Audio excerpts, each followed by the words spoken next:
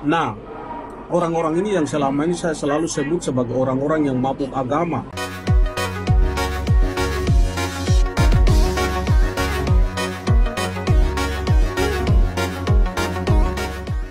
Saya sedang berada di tempat makan. Saya mau makan siang, dan kebetulan siang ini saya mau makan steak. Jadi di depan saya ini ada daging sapi dan juga kentang. Sebelum saya makan, saya ingin mengomentari sedikit pernyataan dari seorang tokoh agama. Boleh saya sebut seorang ustadz. Dan ustadz ini selama ini dikenal sebagai ustadz yang garis keras ya. Nah, tadi pagi pada saat saya membuka YouTube, saya menemukan komentar dari ustadz tersebut berkaitan dengan kedatangan Bapak Paus Fransiskus ke Indonesia. Nah, menurut beliau kedatangan Bapak Paus Fransiskus ini dalam rangka untuk kristenisasi, artinya dalam rangka untuk menyebarkan atau mengkristenkan Indonesia. Nah, beliau menyampaikan bahwa negara Indonesia sebagai negara yang mayoritas penduduknya beragama Islam seharusnya tidak menerima kedatangan dari Bapak Paus ini, dan beliau menentang, bahkan menyerukan agar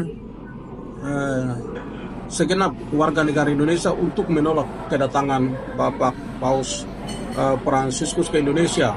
Bahkan beliau secara lantang juga mengecam sikap welcome yang ditunjukkan oleh Menteri Agama dan juga Presiden Republik Indonesia.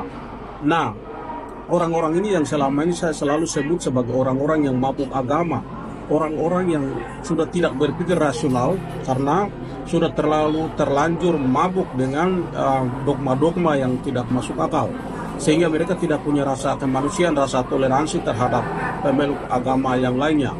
Dan juga orang-orang ini juga selalu saya sebut sebagai orang-orang paranoid atau paranoid dalam beragama. Mereka punya rasa ketakutan dan kecurigaan yang sangat tinggi terhadap orang lain atau pemeluk agama lain atau agama lain.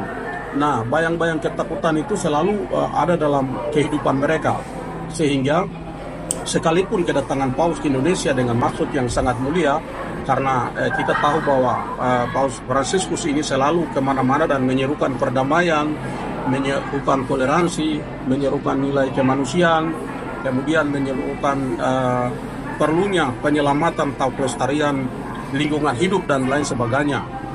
Tetapi hal-hal positif itu tidak ada di benak orang-orang yang seperti Ustadz ini, yang selalu menganggap pemeluk agama lain sebagai penyakit ya, dalam tanda kutip, atau orang-orang yang dianggap berbahaya. Padahal mereka sebagai orang-orang yang beragama, apalagi tokoh agama, seharusnya pola pikir mereka itu harus bernuansa kedamaian, toleransi dan sebagainya. Mana mungkin mereka ingin menunjukkan adanya Tuhan dengan wajah-wajah yang sangat menakutkan, wajah-wajah yang penuh kekejaman, wajah-wajah yang penuh teror dan lain sebagainya. Kalau ada orang yang seperti itu, kita akan melihat orang-orang tersebut atau Tuhan yang dipercaya oleh orang-orang tersebut sebagai Tuhan yang menakutkan, Tuhan yang mencintai kejahatan, Tuhan yang mencintai teror dan sebagainya.